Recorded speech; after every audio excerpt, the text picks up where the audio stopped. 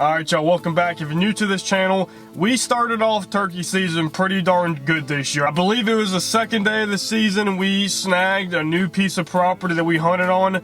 And guys, we pulled it off. We did probably about a 175-yard reap and shot an amazing bird. If you guys have not checked out that video, go watch it. Nothing like an old reap bird, son. Can't be that type of hunt, especially on a piece of property that I never been on. But every year my buddy comes down from Florida, and this is our second year trying to get Dylan on a bird, and for some reason, guys, it just hasn't happened. I mean, out of all my friends, Dylan will be the one to grind out, you know, multiple days. I mean, we're there to accomplish something. Dylan will be there. It doesn't matter what time I tell him, no matter what we got to do, he'll grind it out. And that's why it just kind of sucks that we haven't been able to pull this off for Dylan yet. We probably hunted every day for over a week. I mean, mornings, evenings, game planning, trying new pieces of property, and we came close I think 1 or 2 times, but once again guys, this is all I could offer for Dylan. Half of these mornings we're working with birds that are call shy, decoy shy, so when it really comes down to it, it's just trying to strategize where, you know, 1 or 2 birds are gonna walk out on 100 acres. I mean, look at how much room there is to, you know, not see a bird, and that's kind of what happened to us. So unfortunately, we had to wrap things up, and Dylan wound up going home. But guys, we're gonna keep on pushing through this season. If you guys can see the title and thumbnail, we smack another bird. Now, for my turkey hunting videos, like I said, I don't like to, you know, do day by day, update by update, because sometimes, guys, I mean, it takes me a little while. I mean, we'd have a 4-day video, but I will explain a couple days before. So I got a call from my buddy to go pick up something that we're currently working on for another video right now. And it wound up being on a farm not far from my town. I wound up spending like over 2 hours with this man who owned this property, and guys, he wound up offering me to turkey hunt the next morning at his property, and I couldn't even tell you how stoked I was. The property was beautiful. He takes care of his animals. He manages it. That's something we had, you know, a lot in common.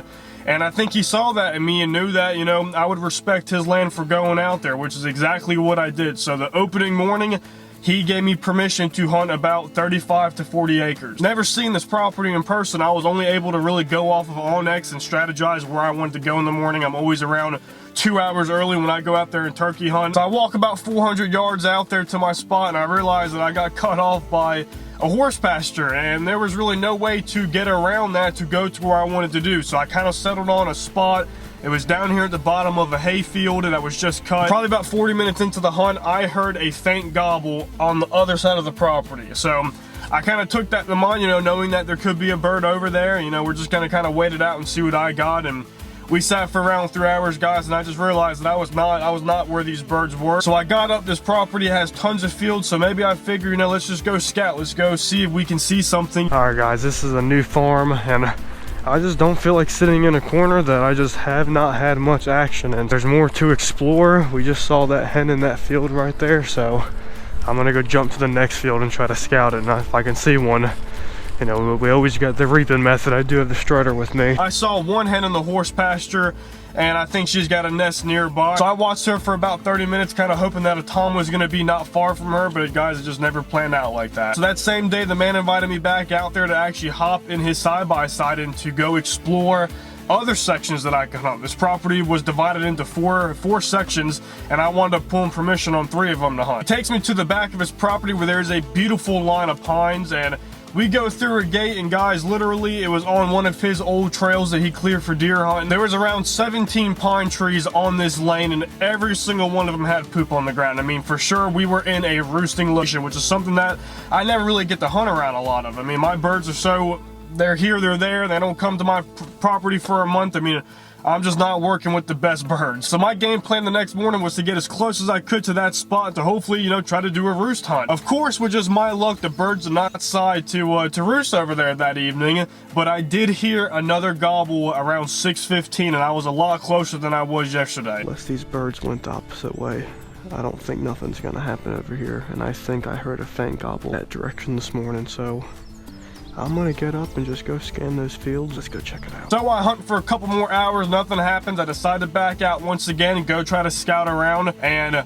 right before I got to my truck, I see a tom probably 150 yards on that same wood line. So you can tell he jumped down and just walked around this cut hayfield. So guys, the next day I decided to go sit in this corner, and not knowing where this bird was roosting, I figured from the time that I heard him to the time that I saw him, if it was the same bird, if I could go right in the middle, there's a good chance I could be around him. And if he gobbled him and I was too far away, there was a chance I could try to move on him and, you know, obviously get in his bubble zone. So now that you guys kind of know the backstory of this 3-day hunt, let's go ahead and jump to that morning and see how it rolls out for old Peter. All right, y'all, good morning, good morning. It is extremely early and we are on day either 3 or 4 at this point now. My game plan this morning, I think, is gonna be pretty good. The bird we heard light up the other day, if I could hear his gobble, I'm gonna guess he was in between 150 to 300 yard range. I mean, it's just kind of hard to judge how far a bird can be in its ladder if he's up in the roost. So, but I pulled permission to go to this hayfield that has been cut, and surrounding this hayfield is still standing hay. So there's just one section where I think these birds are gonna congregate, and I think there's a good chance the bird that I saw the other day when I was backing out, if I go right in between where I heard him gobble and, you know, the 200 yards he traveled between, you know, the morning to about 8 o'clock, I think I have a good chance to see a bird today. It's currently kind of drizzling right now. It's going to be an extremely foggy morning. So it's going to be pretty delayed, but guys, I'm stoked. It's early. We got our Red Bull. Let's head out to the property and let's see what the morning holds for us.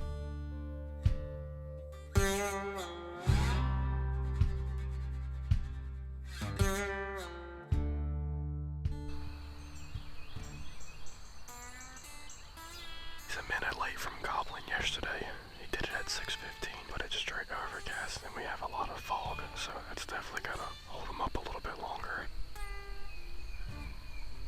Guys, I just heard a gobble, and it is like literally directly that way for who knows how far. I'm praying that's a different bird and not the one I'm going after. Guys, we got a tom right in front of us.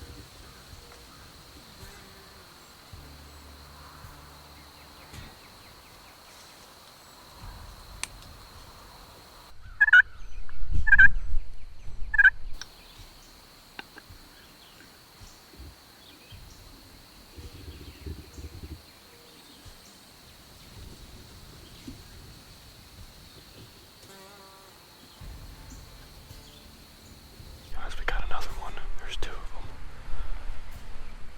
3 of them. Oh my God.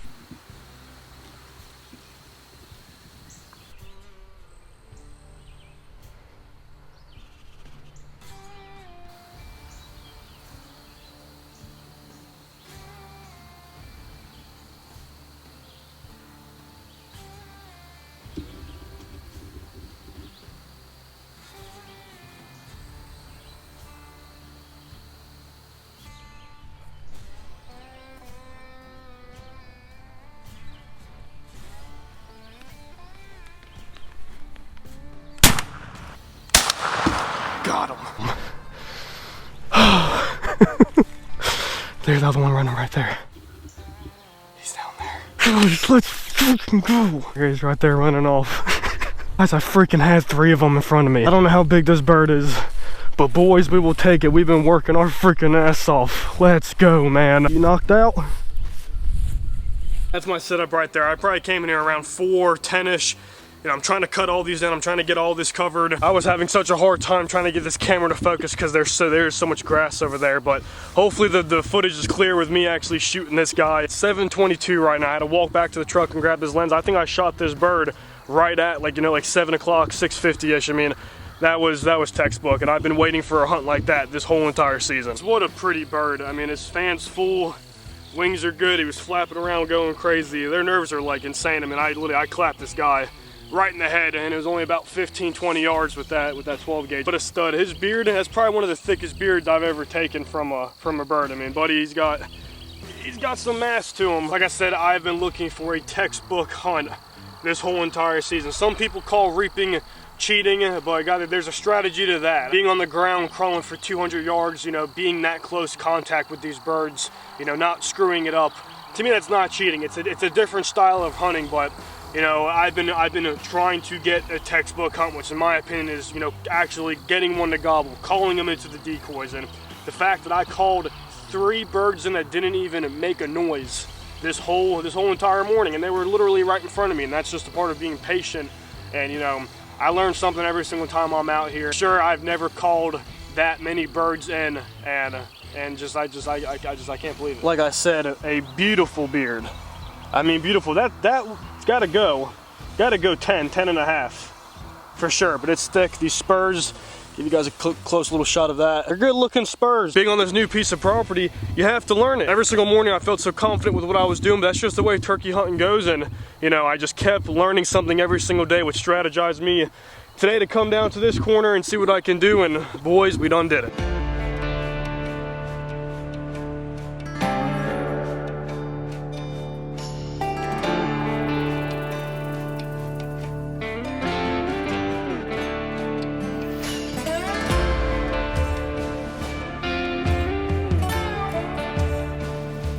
This hayfield was cut like 3 days to a week ago, and I'm sitting here still trying to comprehend this, that I had 3 birds on this wood line, but just got absolutely no communication with them, you know, the whole entire morning, which makes you think you're in the wrong spot. A lot of turkey hunters won't agree with this, but I really have faith in just like scouting out a spot, you know, even if it takes me a couple days, where there's birds congregating in an area. I want to be there, you know, because I love morning hunts, but guys, I'll sit, you know, for 6-7 hours. You know, if I can get birds to come to my area, I want to do that. But I am trying to get better at, you know, doing these type of textbook hunts. But those 2 birds literally popped up their head and came right at the hayfield that hasn't been cut yet.